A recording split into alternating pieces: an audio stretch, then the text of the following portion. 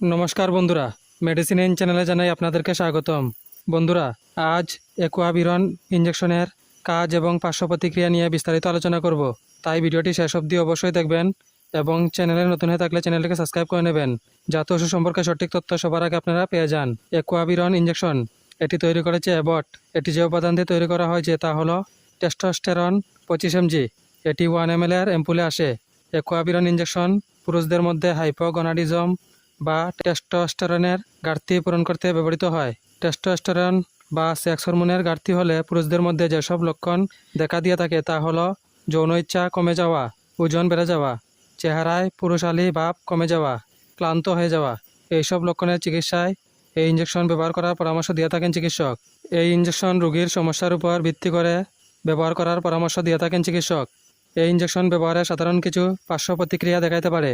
তা হলো গলার স্বরের পরিবর্তন, বমির ভাব, ফুলা, ব্রণ, রাগ এবং দুশ্চিন্তা। যদি এরকম সমস্যা দেখা দেয় তাহলে ওষুধ ব্যবহার বন্ধ করে অবশ্যই চিকিৎসকের পরামর্শ নেবেন। বন্ধুরা, ভিডিও ভালো লেগে থাকলে লাইক, কমেন্ট, শেয়ার অবশ্যই করবেন। ধন্যবাদ।